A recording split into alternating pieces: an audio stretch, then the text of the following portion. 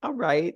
Welcome to the 2025 presentation on IRS Dirty Dozen. I am Jacqueline Kelly Myers. I'm a stakeholder liaison with the Internal Revenue Service.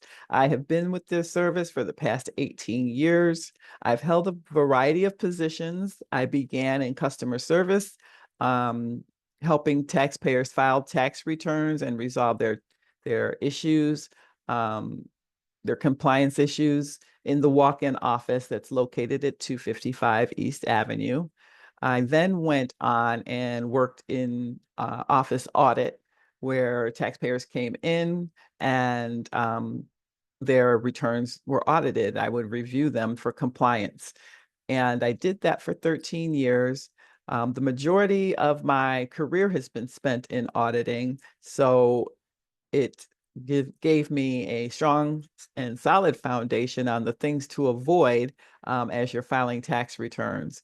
So I prefer to be on this side of things so I can use my experience and expertise to help you avoid the pitfalls um, of an audit and finding yourself paying more money than you need to um, at tax time. So with that said, let's get started. So the first presentation this evening is about our Dirty Dozen tax scams and how you can avoid them. And this Dirty Dozen scam is compiled annually, and it lists a variety of common scams that taxpayers may encounter at any time. But many of these schemes peak during the filing season as people prepare their returns or hire someone to help with their taxes. The IRS's annual Dirty Dozen campaign lists 12 scams and schemes that put taxpayers, businesses, and the professional tax community at risk of losing money, personal information, data, and more. The Dirty Dozen represents the worst of the worst scams. I would next like to overview some of the more common scams you may encounter. Phishing and smishing scams. This is the first in the Dirty Dozen for 2025. Taxpayers should be aware of evolving phishing and smishing scams designed to steal sensitive information. Taxpayers continue to be bombarded by email and text scams. Fraudsters and identity thieves attempt to trick the recipient into clicking a suspicious link, filling out personal and financial information, or downloading a malware file onto their computer. Taxpayers and tax professionals should be alert to fake communications posing as legitimate organizations in the tax and financial community, including the IRS and state tax agencies. These messages arrive in the form of unsolicited texts or emails to lure unsuspecting victims to provide valuable personal and financial information that can lead to identity theft. There are two main types. Phishing, that's an email sent by fraudsters claiming to come from the IRS. The email lures the victim into the scam with a variety of ruses, such as enticing victims with phony tax refund or threatening them with false legal or criminal charges for tax fraud. Smishing is a text or smartphone SMS message where scammers often use alarming language such as "your account has now been put on hold" or "unusual activity report" with a bogus solutions link to restore the recipient's account. Unexpected tax refunds are another potential lure for scam artists. Never click on any unsolicited communications claiming to be the IRS, as it may surreptitiously load malware. Malicious hackers may load ransomware that keep the legitimate user from accessing their systems and files. In some cases, phishing emails may appear to come from a legitimate sender or organization that has had their email account credentials stolen. Posing as a trusted organization, friend, or family member remains a common way to target individuals and tax preparers for various scams. Recipients should verify the identity of the sender by using another communication method, for instance, calling a number they independently know to be accurate, not the number provided in the email or text. The IRS initiates most contacts through regular mail and will never initiate contact with taxpayers by email, text, or social media regarding a bill or tax refund. Individuals should never respond to tax-related phishing or smishing or click on the URL link. Instead, report all unsolicited emails claiming to be from the IRS or an IRS-related function to phishing@irs.gov. For additional resources, you can look at irs.gov, including what you should do if you experience monetary losses.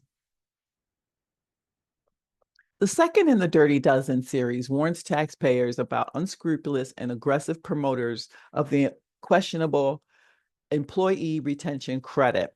This topic is an ongoing concern because of the misleading marketing that every employer qualifies for the employee retention credit.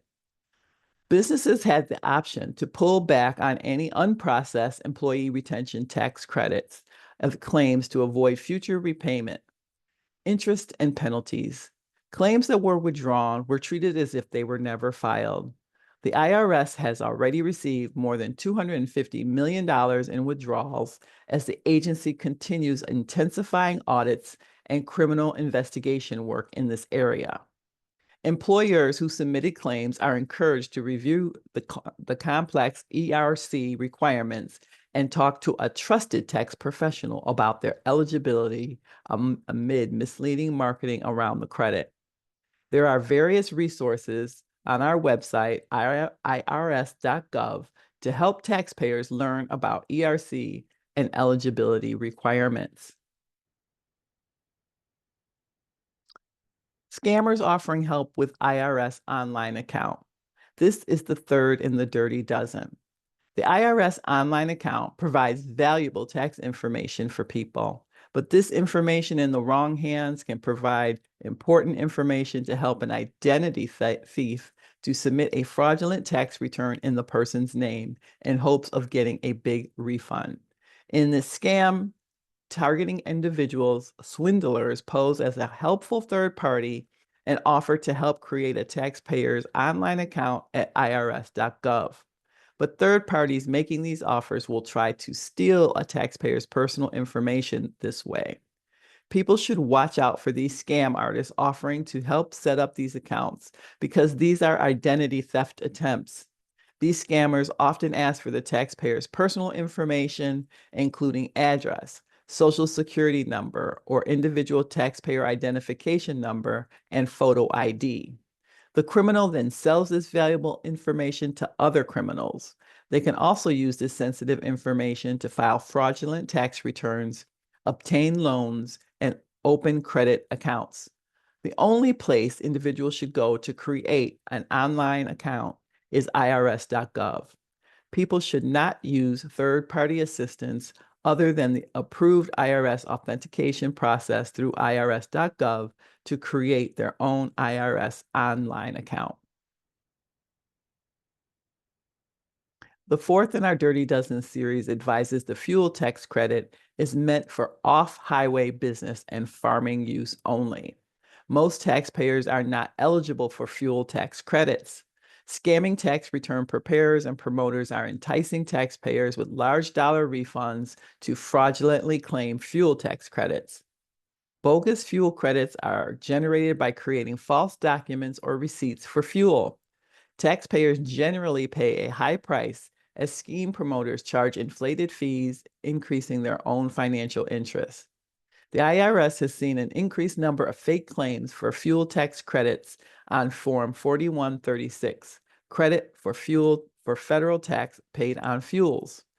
Taxpayers should use caution when taking credits to ensure they are entitled to the credits. Taking improper credits can lead to civil and criminal penalties like fines and be subject to federal criminal prosecution and imprisonment. Offering compromise mills. This is the fifth of the Dirty Dozen. The IRS continues to see instances of heavily advertised promises offering to settle taxpayers' debt at steep discounts. The Offering Compromise program is a valuable IRS program to help taxpayers who cannot pay their federal tax debt and some companies offer legitimate services. However, an offer and compromise mill will usually make outlandish claims, frequently in radio and television ads about how they can settle a person's tax debt for pennies on the dollar. Oftentimes, the promoter fees are excessive, and taxpayers pay the offer and compromise mill to get the same deal they could have received on their own by working directly with the Internal Revenue Service. This takes unnecessary money out of the taxpayer's wallet. The IRS sees many situations where taxpayers don't meet the technical requirements for an offer, but they had to face excessive fees from promoters for information they can easily obtain themselves. These mills can aggressively promote offer and compromise in misleading ways to people who clearly don't meet the qualifications, frequently costing taxpayers thousands of dollars. A taxpayer can check their eligibility for free using the IRS's Offer and Compromise Pre-Qualifier tool on irs.gov. The Six in the Dirty Dozen series brings awareness to scammers preying on generous taxpayers. Caution is needed whenever real tragedies occur because of groups pretending to be charitable organizations to receive donations from well-meaning taxpayers. Certain groups are more vulnerable, such as seniors and those with limited English proficiency. However, all groups can benefit from some key tips to avoid being scammed. Don't give in to pressure. Scammers often create situations to get people to make payments. Genuine charities are always grateful for donations. Donors should take their time and research before making a charitable contribution. Exercise caution when making donation payments. Avoid any charity that requests gift card numbers or wire transfers. It's better to pay by credit card or check after ensuring the charity's authenticity. Verify the legitimacy of the charity. Scammers often use similar sounding names for charities to confuse people. Before donating, potential donors need to ask the fundraiser for the charity's name, website, and mailing address so they can independently verify its authenticity. Use the special IRS TEOS tool to verify if an organization is a legitimate tax-exempt charity. Avoid sharing too much information. Scammers are always on the lookout for both money and personal data. Never disclose Social Security numbers, credit card numbers, or personal identification numbers. Only provide bank or credit card details after confirming the charity's legitimacy. Using the tips mentioned can ensure that charitable donations are made to qualified tax-exempt organizations recognized by the IRS, which are the only donations claimable as a deduction by taxpayers on their federal tax return if they itemize their deductions. Untrustworthy tax preparers. This is the seventh in the dirty dozen. People should be careful of shady tax professionals and watch for common warning signs, including charging a fee based on the size of the refund. Some ghost tax preparers ask people to sign a blank form, or they prepare a tax return but refuse to sign or include their IRS taxpayer identification number, or PTIN, as required by law. Unscrupulous tax preparers may encourage people to file false tax returns and steal valuable personal information. These are all common warning signs. After the tax return is prepared, these ghost preparers can simply disappear, leaving well-meaning taxpayers to deal with the consequences. Anyone can file a tax return because preparing tax returns is unregulated, which adds risk for vulnerable taxpayers. Taxpayers should choose a tax preparer as carefully as they choose a trusted doctor or lawyer. After all, the tax preparer is entrusted with sensitive personal and financial information. IRS.gov offers resources for taxpayers to educate themselves on types of preparers, representation rights, as well as a directory of federal tax return preparers with credentials and select qualifications. This directory can help taxpayers find a return preparer with specific qualification to fit their needs. To report an abusive tax scheme or a tax return preparer, people should use the form 14242, Report Suspected abusive tax promotion or preparers. You can find more information on our website at irs.gov. Taking tax advice on social media can be bad news for taxpayers. This is the 8th warning in our Dirty Dozen series. Scammers using social media to lure taxpayers into trouble with the circulation of inaccurate or misleading tax information. They will post anything, no matter how wrong or outlandish, if it garners more attention. Scammers use social media to entice taxpayers with schemes to increase their refunds. The IRS has recently seen several examples of bad advice circulating on various social media platforms. The central theme of these examples involves people trying to use legitimate tax forms for the wrong reasons. These can involve common tax documents like the Form W-2 or more uncommon ones like Form 7202, Schedule H, or Form 8944. While all these forms are real, they are intended for a very limited specialized group. These schemes encourage people to file fraudulent, inaccurate information in hopes of getting a refund. Taxpayers should always remember that if something sounds too good to be true, it probably is.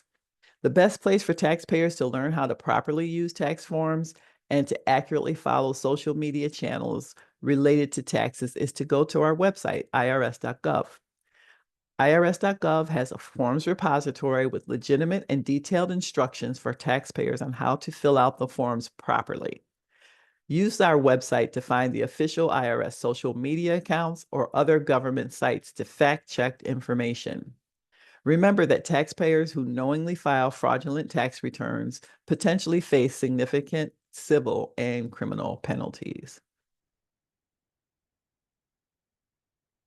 Beware of spear phishing. This is the 9th in the Dirty Dozen. Tax professionals and businesses should be on the lookout for a variety of suspicious email requests. While phishing refers to emails or text messages designed to steal personal information directly or by clicking on an embedded link or attachment, spear phishing is more targeted. Through these spear phishing emails, scammers try to steal client data, tax software preparation credentials, and tax preparer identities with the goal of getting fraudulent tax refunds. Many requests look like emails from potential new clients that contain malicious attachments or URLs. By gaining access to a hacked email account, scammers can locate a genuine email from a previous victim's email account sent to their tax professional. Other requests look like they come from an official source targeting payroll and human resource departments asking for sensitive Form W-2 information. Sidestep spear phishing by never clicking suspicious links. Double-click the request with the original sender and being vigilant year-round, not just during filing season. Schemes aimed at high-income filers. This is the 10th in the Dirty Dozen tax scams. These potentially abusive arrangements involve things like improper art donation deductions, charitable remainder annuity trusts, and monetized installment sales. These tax traps are used by aggressive promoters who can advertise these schemes to attract clients. Let's look at these arrangements individually. An improper art donation deduction. Promoters encourage taxpayers to buy various types of art at often discounted prices. This price may also include additional services from the promoter, such as storage, shipping, and arranging the appraisal and donation of the art. The promoter promises the art is worth significantly more than the purchase price. These schemes are designed to encourage purchasers to donate the art after waiting at least 1 year and to claim a tax deduction for an inflated fair market value, which is substantially more than what they paid for the artwork. Charitable Remainder Annual Trusts, or CRAT, are irrevocable trusts that let persons donate assets to charity and draw annual income for life or for a specific time period. Unfortunately, these trusts are sometimes misused to eliminate capital gains. This is achieved through a complicated process of misapplying rules. Monetize installment sales. In these frequently shady deals, promoters look for taxpayers seeking to defer the recognition of gain upon the sale of appreciated property and then organize an abusive shelter through selling them monetized installment sales. In these arrangements, the seller gets the lion's share of the proceeds, but improperly delays the gain recognition on the appreciated property until the final payment on the installment note, often slated for many years later. No matter the scheme, all distort tax law and leave victims with civil or criminal tax penalties.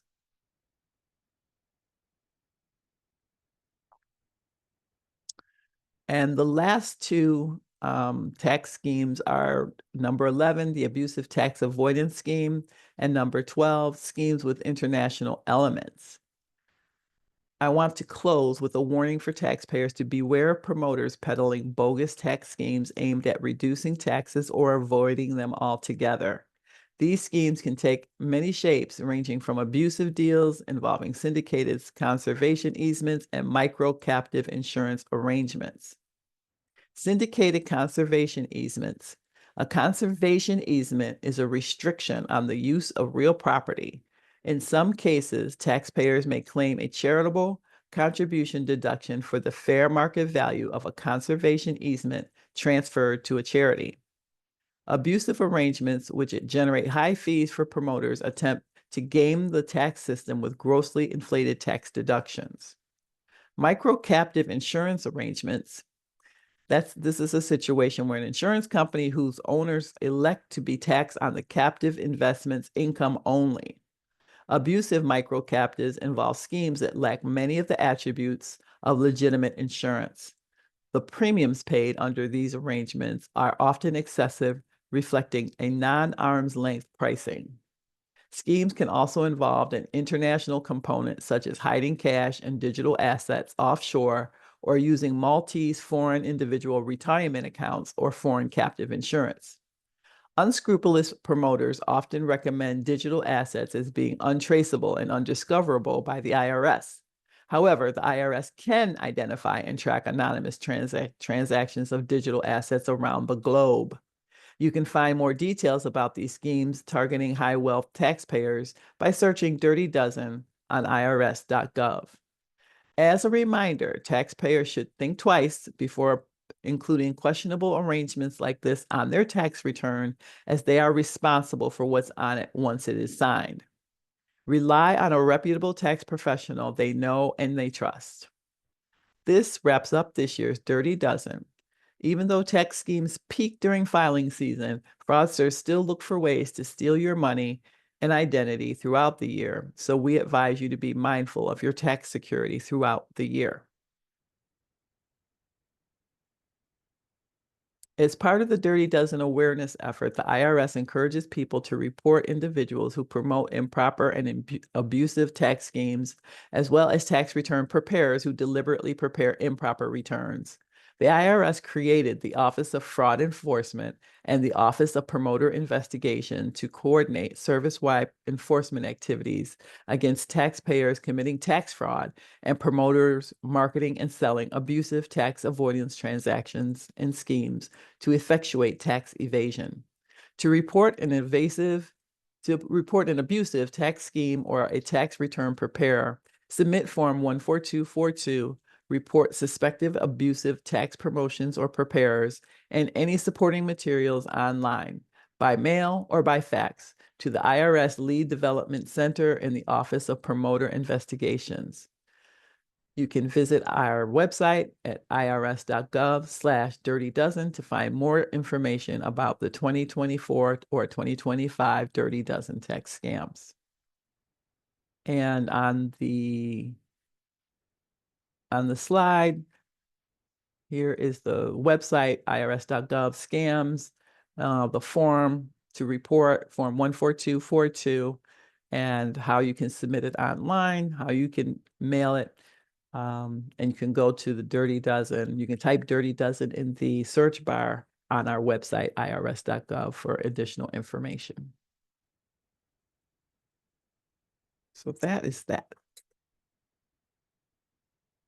So that concludes the top 12 tax scams. Next, we'll be moving into our next presentation, the IP PIN. And I'm going to take a sip of water, excuse me.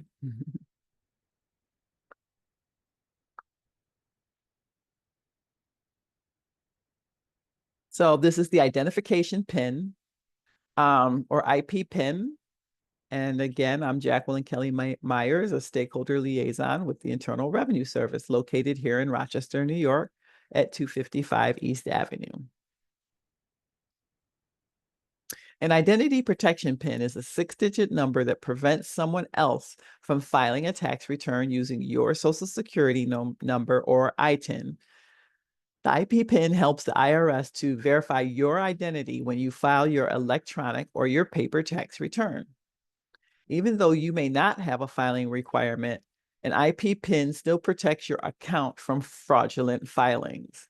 An electronically filed return filed without your IP PIN or an incorrect IP PIN will reject, including your return and any fraudulent returns using your Social Security number. Any paper returns filed without your correct IP PIN will undergo additional scrutiny, and any fraudulent returns will be removed from your account. If the return verifies to be yours, we will continue to process it. Anyone who can participate in our program, anyone who has a Social Security number or an ITIN, and they can verify their identity, is eligible to enroll in the program. Victims of federal tax identity theft have already been automatically enrolled.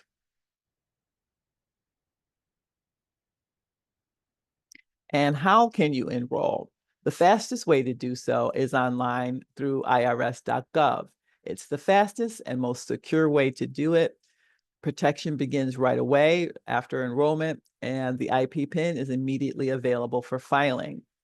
If you're unable to do it online, you can complete Form 15227 and submit that. This is a lot more complicated, a lot more cumbersome, I should say, not complicated, but cumbersome. But this is for taxpayers who cannot verify their identity through the online application process. This can take up to 180 days to complete the enrollment. Taxpayers must include a telephone number for us to call you back to verify your identity. And this is also limited to taxpayers under a certain adjusted gross income.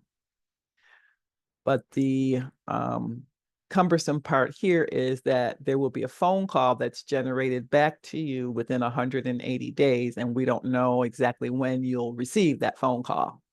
So that's what is cumbersome with completing the application, completing the paper application. You can also schedule an appointment to do it in person at your local taxpayer assistance center. The one here in Rochester, as I stated, is at 255 East Avenue. You would have to call an 800 number to set up the appointment online to do that.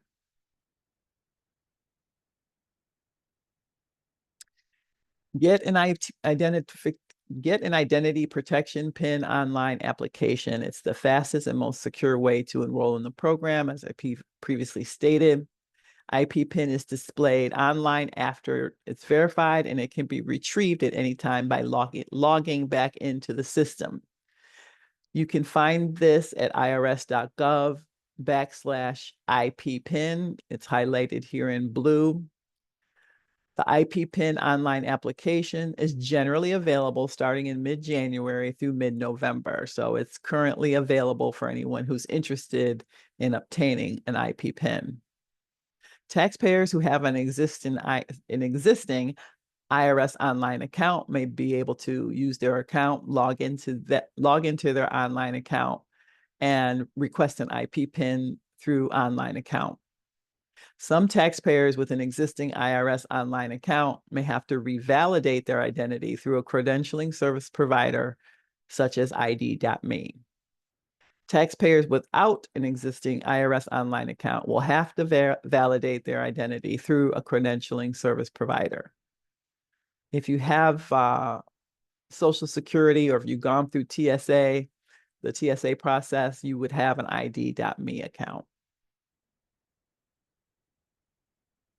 So Form 15227 was designed for taxpayers who cannot verify their identity through the online application and meet certain conditions. Their adjusted gross income on the last filed return is below $73,000 for individuals and $146,000 for married filing joint individuals. They have to have access to a telephone, and the telephone number provided will be used to call you back to validate your identity. Processing the Form 15227, a completed Form 15227 can be mailed or faxed into us. A call to validate your identity may take up to 180 days to occur. Once your identity is verified, you will receive a notice by mail containing your IP PIN within 4 to 6 weeks. So it's a much lengthier process to complete the Form 15227. Complete and submit Form 15227. An in-person meeting at the TAC is for taxpayers who cannot verify their identity online or cannot verify their identity with Form 15227 process, or who are ineligible to file Form 15227. Taxpayers must make an appointment for an in-person meeting at the local TAC by calling this number that's highlighted here, 844-545-5640. Appointments may be limited due to availability. The local walk-in office is quite busy during filing season, but with some persistence, you should be able to get through. Taxpayers must bring the following to verify their identity: one current government-issued picture ID document and another identification document. Once your identity is verified, you will receive a notice by mail containing your IP PIN within 4 to 6 weeks. Each December, new IP PINs are generated for the upcoming filing season for current enrollees. CP01A notices containing the new IP PIN are mailed from mid-December to mid-January. The following taxpayers will receive a CP01A notice every year: Form 15227 applicants, in-person TAC applicants, identity theft victims who did not enroll online after January 2019. If a valid address cannot be confirmed, then the CP01 notice A will be suppressed. Taxpayers who enrolled online prior to January 2019. Taxpayers who enrolled voluntarily online after January 2019 must log back into the Get an IP PIN application to retrieve their current IP PIN. These taxpayers will not receive a CP01A notice. Get an IP PIN application is available from late January to mid-November.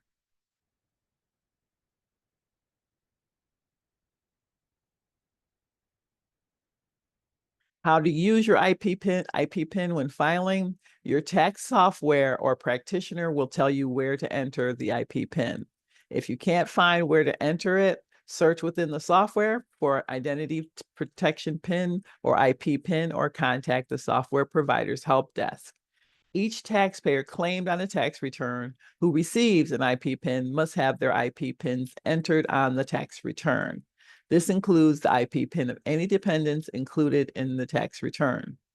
If a dependent has an IP PIN, it must be entered on the Form 1040 series, as well as Form 2441 and Scheduled Earned Income Tax Credit. On a paper return, you enter the IP PIN as applicable in the boxes marked Identification Protection PIN in the signature area of the tax return. Each taxpayer who has an IP PIN must enter it in their tax return. You don't need to enter an IP PIN for your dependents when filing a paper tax return. Taxpayers may receive their current year IP PIN, the fastest method, retrieve it by logging into the system on irs.gov. If the taxpayer does not have an account, they can create an account and retrieve an IP PIN.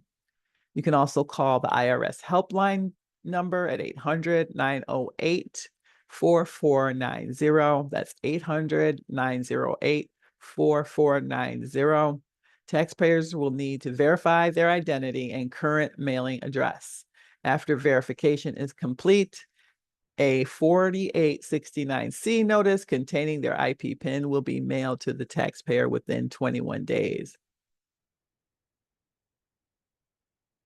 There's a note on the slide. If the taxpayer cannot obtain their IP PIN through either option, then the best alternative is to file a paper return without their IP PIN. Important reminders about the IP PIN. IP PIN protects your federal tax account from identity theft. An IP PIN is valid for 1 calendar year.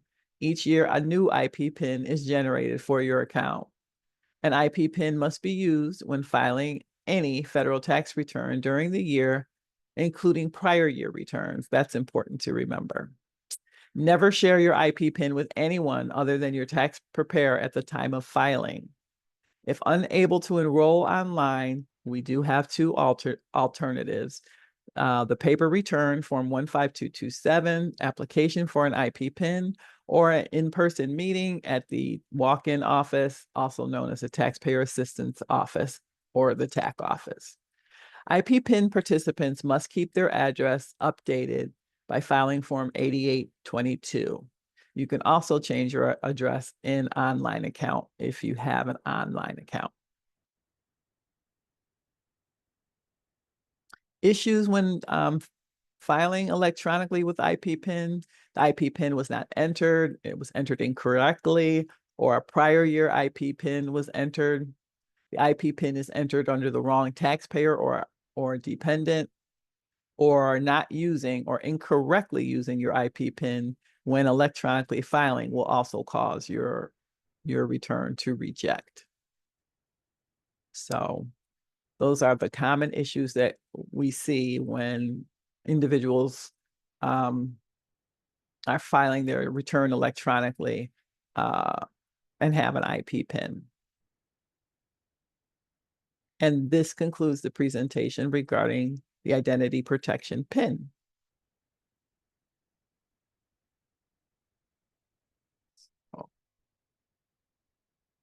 And I'm going to take another sip of water.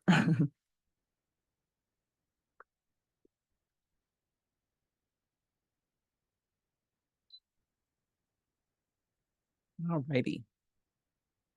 Our third presentation is on online account. This is a self-service tool for individuals to view their account information. Again, I'm Jacqueline Kelly Myers, a stakeholder liaison with the Internal Revenue Service, located at 255 East Avenue across the street from the Little Theater. So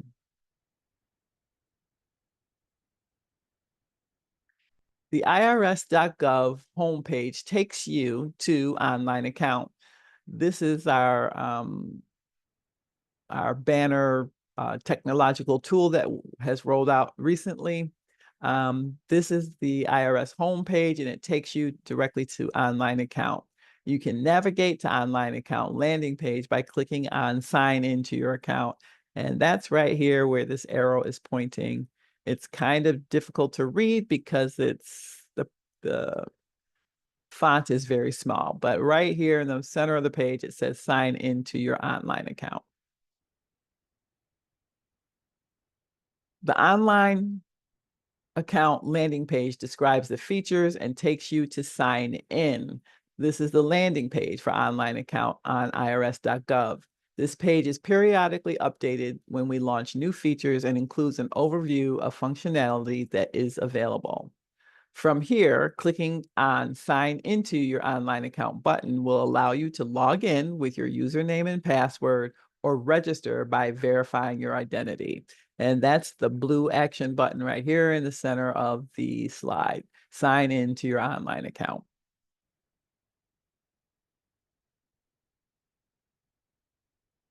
This is the account homepage, shows key data about the taxpayer's account. Once an online account, this is an example of what a taxpayer may see. This is a taxpayer, Chad Lenny. He has an account balance and is signed up for a payment plan, also called an installment agreement. On this homepage, Chad can see that he has a balance of $330, which is shown right here in the upper left-hand corner. When a payment is due, Chad can click on the Make a Payment button. This is the action button here in the box right below. And he can make a payment right in online account if he so desires.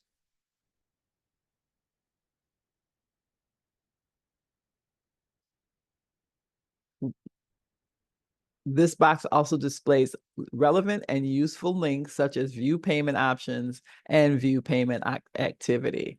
So right below make a payment, there's view payment options and view payment activity.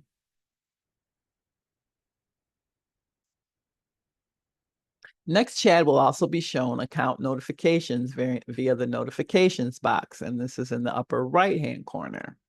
The notification box is a recently launched feature and provides taxpayers with timely and relevant account notifications specific to their personal online account. The development of this feature stemmed from direct feedback from taxpayers and an analysis of online account usage data. We found that taxpayers wanted to be notified of important account information when they're in online account. Data on application usage also shows that informing taxpayers of relevant information pertaining to their online account further drives feature usage. As we can see, Chad has shown 2 notifications in the notification box. Again, I apologize, this is really small. But the first one is to turn on email notifications, and the second one is to go paperless for certain IRS notices. Chad can click on any of the links in the notification box to navigate directly to the corresponding area of online account to take the action. Upon acting on the notification will be dismissed. Next, Chad has visibility into the payment plan that's currently set up directly on the account page, and that's in the lower left-hand corner here. The box displays details of the installment agreement, like the date the payment plan is due, the date the payment is due, the type of payment plan, and payment amount. Last but not least, this homepage also displays helpful links for the taxpayer to view their tax records, view their tax records, available notices, and any authorizations from a tax professional. Taxpayers can navigate to other pages via the links on this page or the tabs across the top. There are tabs across the top in blue here. Below the large banner, there's a smaller banner, and you can click through there as well to get where you want to go. Please note that some of these screens have been updated since these screenshots were taken. If this taxpayer wants to understand more details about his account balance, he can go to the Account Balance tab where it shows a breakdown by tax year. So you can click on the banner at the top here, Account Balance. By expanding this tax year row on the right side page towards the bottom, which is 2017, it will show the penalty and interest that has accrued. This can also include other types of balances he might have, such as Form 5329 balances. Civil penalties would also appear here. So here the accrued balance is $280. Accrued failure to file penalty, I believe, is $20. And accrued interest is $30 for a total of $330.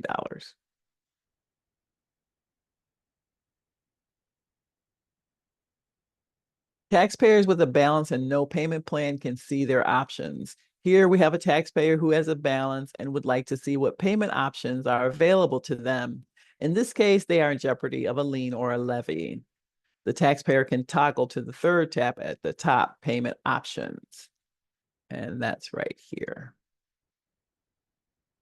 We can see here that there's a message to this taxpayer stating they're in jeopardy of a lien or a levy because they have a unresolved balance due with us.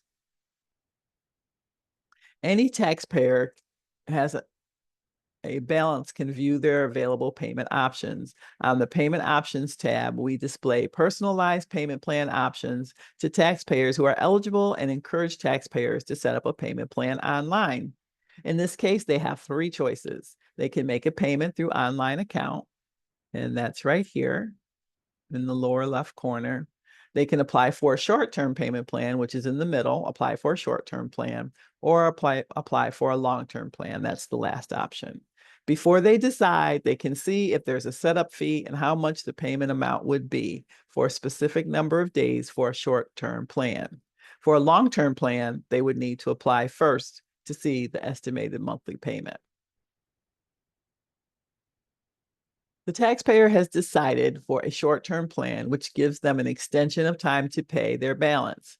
The plan summary details will tell them the plan type, the payoff amount, including penalties and interest, a setup fee if there is one, how many days they have to pay it off, and the due date for the first payment. Here, the taxpayer will need to agree to the terms and conditions by checking the box and clicking Submit. Here, the taxpayer will see an immediate confirmation of the plan they set up. It will say plan approved if approved. This page will provide the same details as the plan summary details, confirming what they agreed to. On this page, the taxpayer can view any pending or scheduled electronic payments. The payment Chad just made would show up here immediately as a pending payment.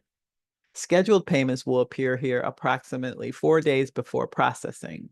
Taxpayers can see 5 years of payment history on this page as well. And again, I apologize. The print is very small and almost fuzzy, so it's hard to read, but here is the scheduled payment that was just made.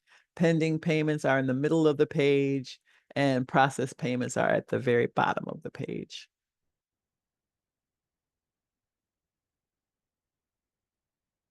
Tax records provides important data for tax returns. This page has a summary of key information from the most recent tax return on file.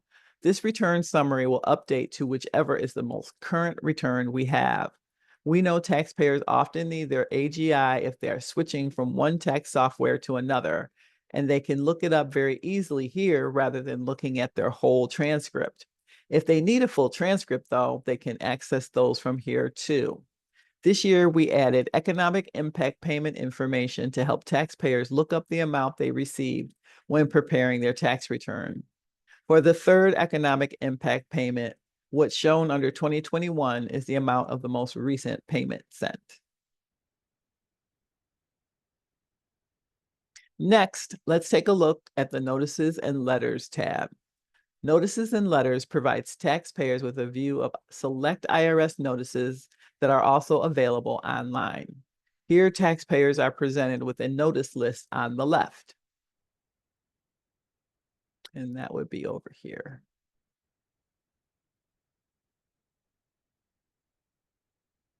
Selecting a notice in the notice list displays the notice detail, which contains important information such as the name of the notice, a plain language description, and the notice date. Taxpayers can view a PDF copy of the notice by clicking View Notice PDF button. And that's the blue action button here. We currently support the display of 17 notice types in the Notices and Letters tab. Taxpayers can also access notice help directly from this page.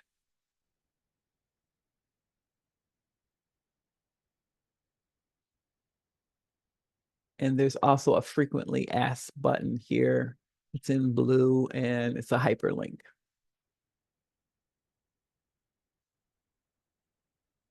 Taxpayers have access to the FAQs for that specific notice using the FAQ link. That's where the arrow is pointing here. Next, taxpayers have the option to go paperless or sign up for email notifications when new notices become available to view online. We'll take a look at this functionality when we view the profile page. As with all of our online account features, we continue to improve them based on your feedback and data. Next, let's take a look at the profile page.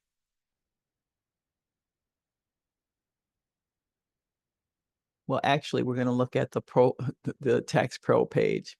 Now I'm going to talk about the authorizations request. If a taxpayer has an authorization request from a tax professional, this is what the taxpayer needs to do regarding an authorization. A taxpayer can look under the authorization tab to see a list of online requests from their tax professionals. They may also notice the notification to review your authorization request, which would also direct them to the authorizations tab. And that's in this upper right-hand box here. The taxpayer can view authorization statuses and select the authorization that needs action. They can either approve it or reject it, and that's down here in the middle of the page. Taxpayer reviews the authorization information and confirms that it covers the tax matters and tax periods intended. The taxpayer can also see their representative's credentials, whether they're an attorney, a CPA, or an enrolled agent. The taxpayer review request has a choice to accept or reject the authorization request. If the taxpayer clicks on Reject Request, the Reject Authorization pops up. They will be asked to confirm the rejection. This diminishes the occurrence of accidental rejections.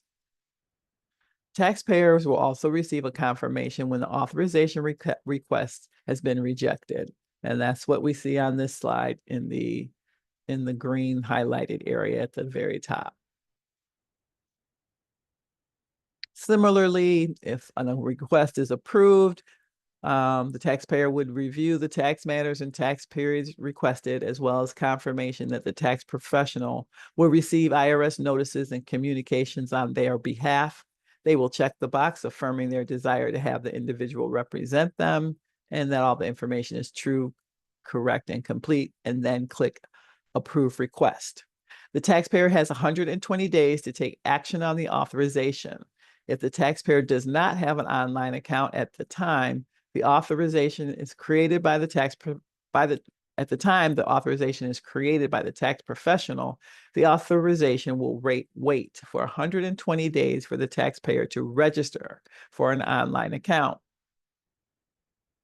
Taxpayers will get the following confirmation screen notifying them that the authorization is being processed, that it's pending. Your request is processing. The taxpayer will receive a success message when the IRS approves the authorization, and the authorization is now considered active. Power of attorney has been approved. We see that at the top of this slide. Now we're going into the profile page. You can access your profile by navigating to the top right of the screen next to your name. There are also help and logout links. So that's the name of the taxpayer. This is the profile button here. Then there's help, and then there's the logout button. The profile page displays basic taxpayer information, including your full name, your mailing address, email address, and instructions on how to change other profile information. So when you click on profile, your profile pops up over here. The goal for this page is to provide taxpayers with additional options in the future as we continue to add and refine features to online account. Taxpayers are also shown the mailing address we have on file. Currently, taxpayers must submit Form 8822 if they'd like to make changes.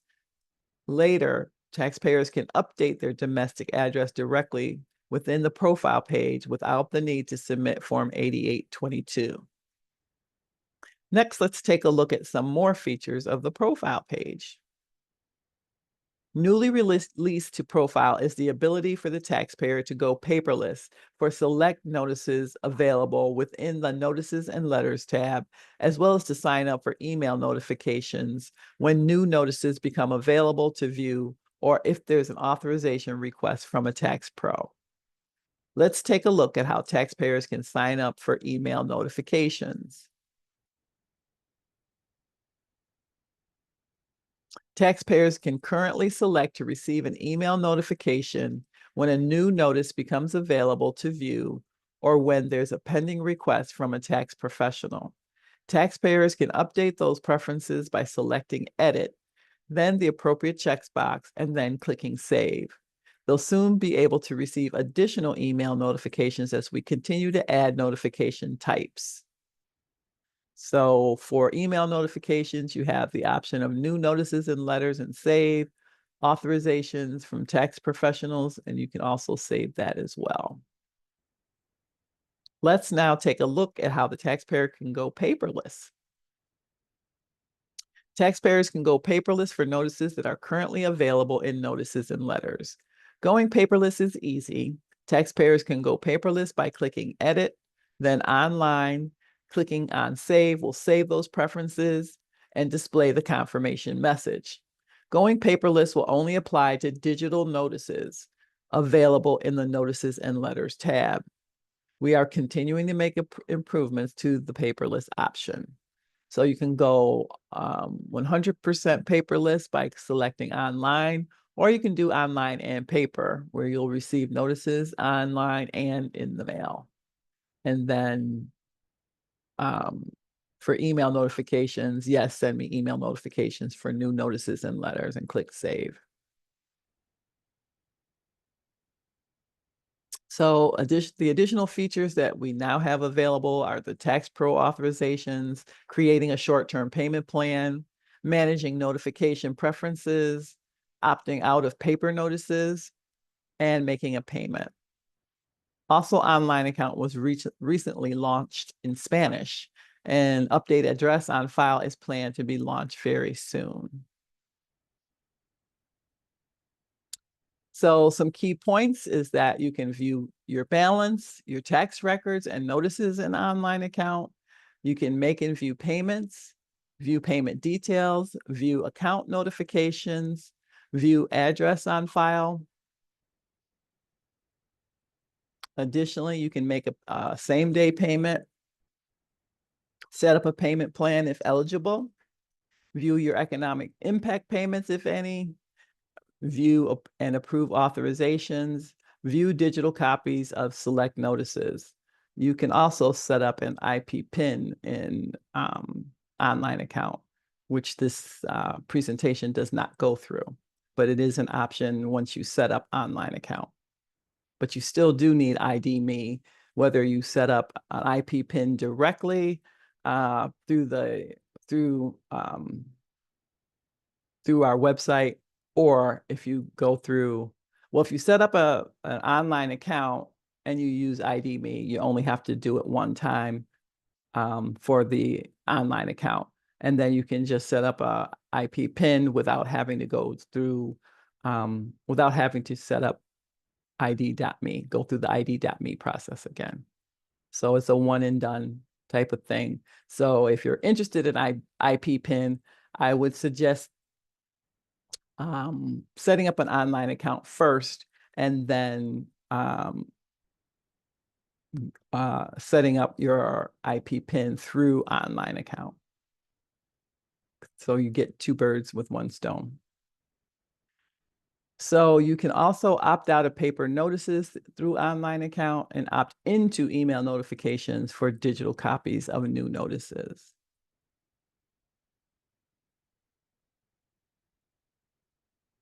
So I thank you for joining me for this evening's presentation. Again, my name is Jacqueline Kelly Myers. I am a stakeholder liaison with the Internal Revenue Service.